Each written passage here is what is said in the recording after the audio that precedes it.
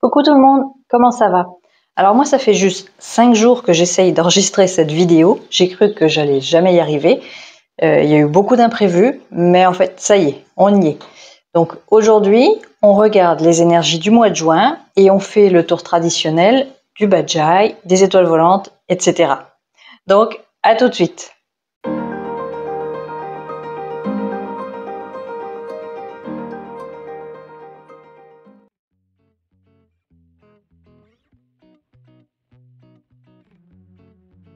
Alors, le mois de juin solaire 2023 commencera dans la journée du 6 juin 2023 et se terminera le 7 juillet 2023, plutôt en fin de journée, un peu avant 17 h.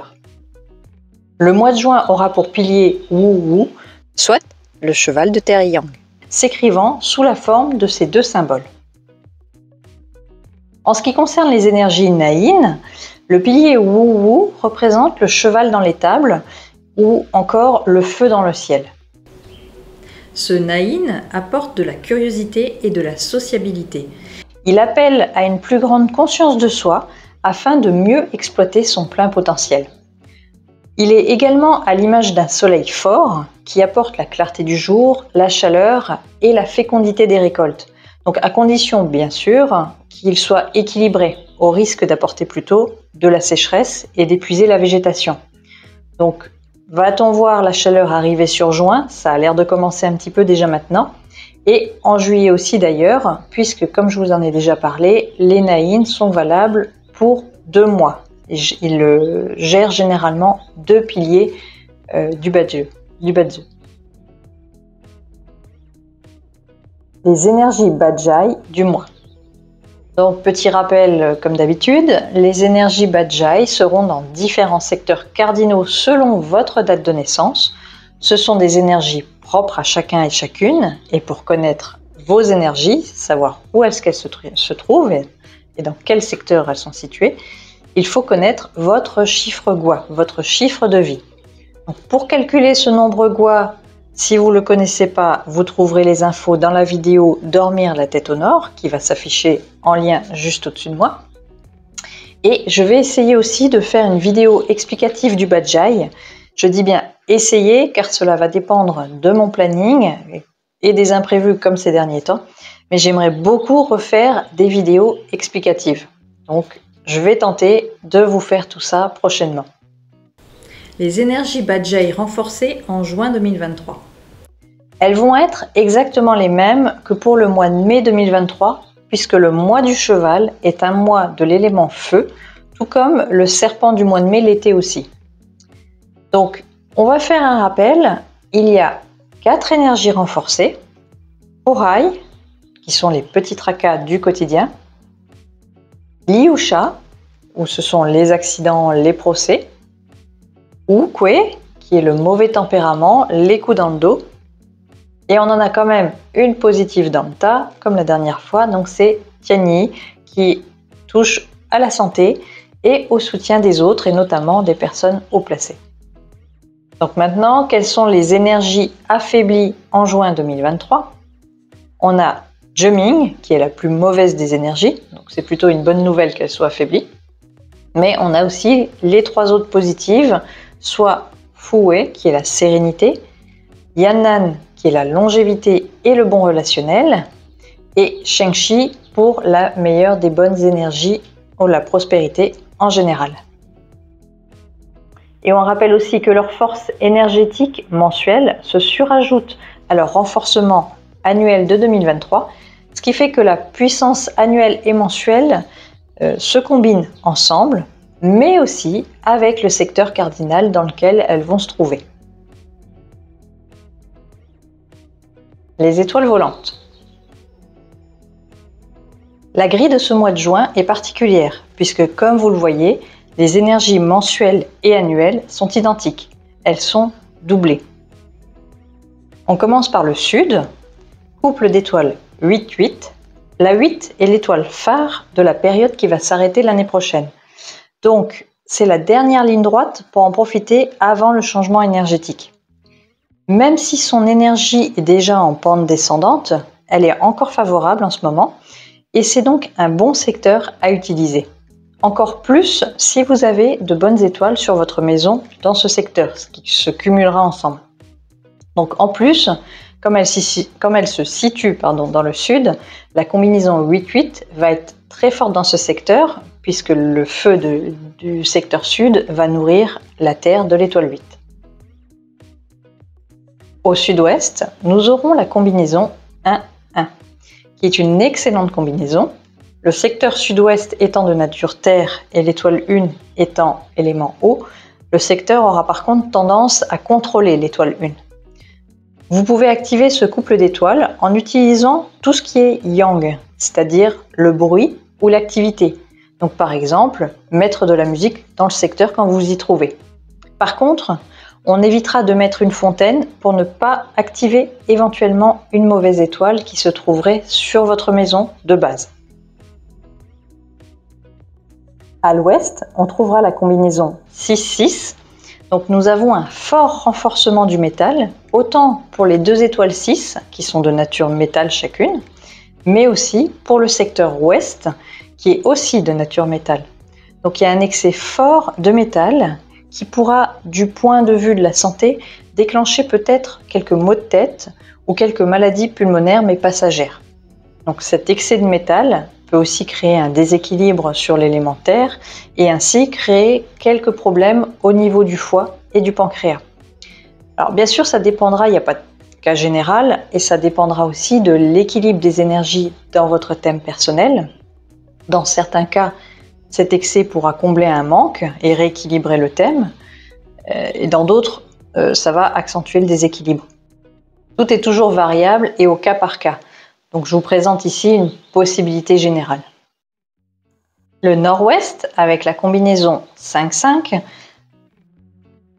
Alors, deux avantages quand même à cette combinaison. Premier avantage, nous avons les deux étoiles 5 réunies au même endroit. Donc un seul endroit à contrer ou éviter selon la possibilité de chacun et chacune. Si on peut, on évite complètement, sinon on corrige. Deuxième avantage, cette double étoile se situe au nord-ouest, qui est un secteur métal.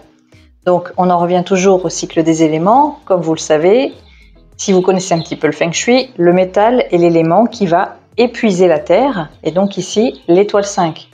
Ce qui fait que par son emplacement déjà au nord-ouest, elle va déjà être affaiblie. Ensuite, il est tout à fait possible de venir rajouter de l'élément métal pour renforcer cet affaiblissement, sachant que si vous avez déjà mis une cure de sel en début d'année, il n'y aura rien à faire de plus à part éventuellement observer comment votre cure de sel réagit, s'il y a plus de réactions que d'habitude ou non. Ça peut être intéressant. À côté de ça, c'est pas la peine non plus de remplir la pièce de métal, l'excès n'apportera rien de plus. N'hésitez pas non plus à me donner vos retours en commentaire, en partageant ici si vous avez constaté une différence ou non sur ces éventuels effets, ou si vous avez vu qu'elle réagissait plus que d'habitude ou que les autres mois. On passe au secteur nord où on aura la combinaison 9-9. L'étoile 9 sera la future reine du bal de l'année prochaine, et même si elle a déjà des effets positifs. Attention par contre, elle a un côté un petit peu instable, même si elle reste positive dans tous les cas. Donc c'est une combinaison très favorable aux personnes qui sont dans les domaines de la beauté, la mode, cosmétique, design, ou même les cuisiniers ou encore les bijoutiers. C'est une étoile qui donne beaucoup d'attractivité et de force d'esprit. Ce sera aussi un secteur favorable au développement spirituel et à la méditation, car cette combinaison peut apaiser l'esprit. Le secteur nord-est va contenir la combinaison 7-7. La 7 est une étoile agressive, donc il y a un renforcement d'agressivité ici. Ensuite, le secteur nord-est vient soutenir cet élément et le renforcer encore plus. Donc c'est une combinaison qui peut amener des conflits. Vu que le Feng Shui peut appuyer ici sur des éventuelles cordes sensibles, le meilleur moyen pour ne pas, ou en tout cas moins être touché par ces énergies, c'est d'utiliser votre chance de l'homme, soit votre développement personnel. J'en ai déjà parlé dans une vidéo dont je vais remettre le lien aussi ici. Alors, comment vous allez me dire?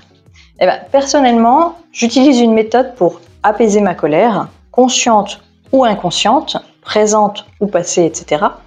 Car en apaisant sa colère, on est moins réactif, voire plus du tout réactif aux énergies agressives. Il n'y aura plus de corde sensible sur laquelle tirer. Donc, plus de querelle qui se lancera, ou en tout cas, plus d'explosion émotionnelle, et un dialogue simple peut s'installer plus calmement, changeant peut-être du tout au tout une potentielle situation. Donc, ma méthode, c'est quoi? C'est tout simple, ce sont des os de pierre. C'est ce que j'utilise. Donc, mon mélange à moi, il comprend de la malachite et de l'obsidienne noire. Par contre, je ne les mets pas directement dans l'eau. Toutes les pierres ne supportent pas le contact avec l'eau, et dans certaines, vous risqueriez déjà de les abîmer pour certaines, et d'autres, elles ont des composés qui ne sont pas bons à boire. Ça peut être toxique.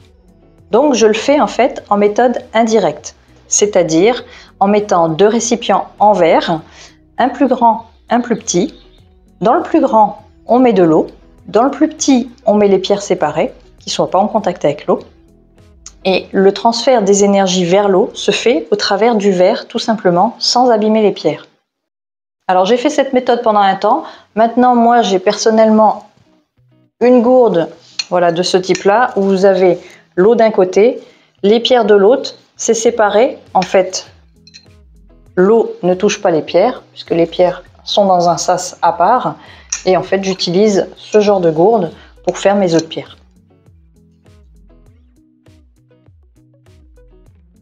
Alors, pour en revenir aux pierres que j'utilisais par exemple dans ce contexte, la malachite, elle aide à se libérer des sentiments négatifs, tels que la colère par exemple, et à se purifier énergétiquement. Et l'obsidienne, elle, c'est une forte pierre de protection et aussi de purification. Alors, je n'ai pas de durée déterminée, mais une journée, c'est sûr, ça ne suffit pas. Tout dépend de chacun et de chacune et de votre ressenti personnel, mais le rituel, si on peut dire ça comme ça, de 21 jours me semble plutôt pas mal, notamment pour déjà instaurer une nouvelle habitude. Voilà, c'était pour ma petite touche personnelle du moment et qui peut peut-être aider quand les énergies du Feng Shui ne peuvent pas forcément être contrées. On passe maintenant à l'Est, qui va contenir le couple 2-2, amenant ainsi un excès de terre pouvant créer de la stagnation. Donc on peut avoir du mal à avancer ou à se motiver sous son influence. Elle est du coup défavorable au développement en général et elle va demander surtout à s'auto-booster.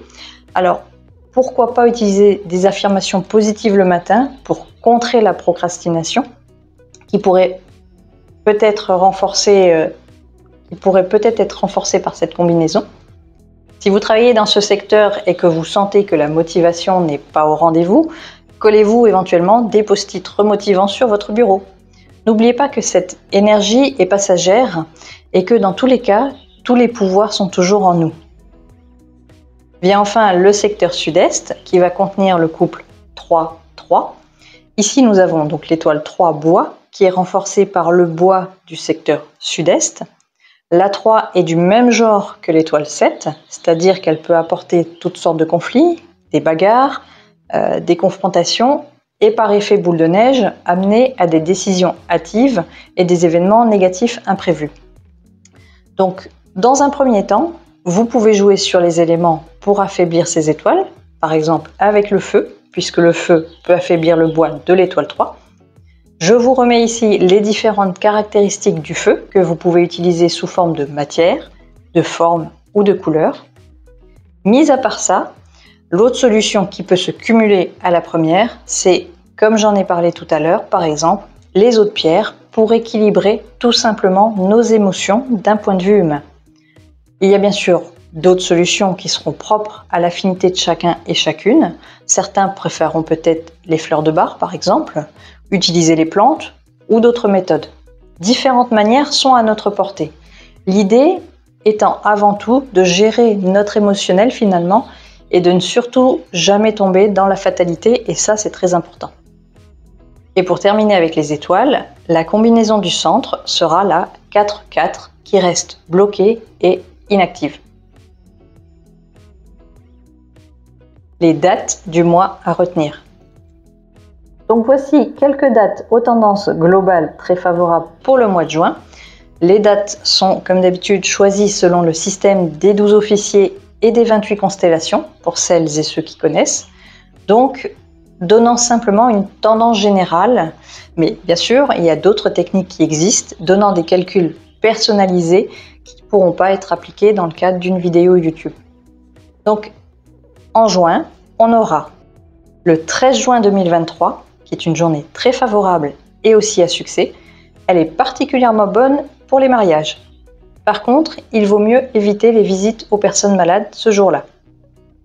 Et la date ne convient pas aux personnes du signe du singe. Le 15 juin 2023 est une journée plutôt favorable, mais elle peut apporter quelques petits obstacles. Et ne conviendra pas aux personnes du signe du chien. Le 17 juin 2023, qui est une très bonne journée générale, et elle ne convient pas aux personnes du signe du rat. Le 25 juin 2023, très bonne journée à succès, encore une fois favorable au mariage également. Et comme le 13 juin, la visite aux malades est déconseillée selon les énergies du jour. Elle ne conviendra pas aux personnes du signe du singe. Ensuite, le jour tueur de maître du Feng Shui tombera le 22 juin 2023. Donc pas de pratique du Feng Shui ce jour-là pour celles et ceux qui suivent cette méthode. J'espère que cette vidéo vous a plu. N'hésitez pas à me dire en commentaire si mes explications complémentaires sur la chance de l'homme et les attitudes annexes au Feng Shui que nous pouvons utiliser vous ont plu, car c'est quelque chose que j'utilise de plus en plus personnellement et qui me montre gentiment son efficacité. On se donne rendez-vous très bientôt et en attendant, portez-vous bien et prenez soin de vous. Ciao, ciao!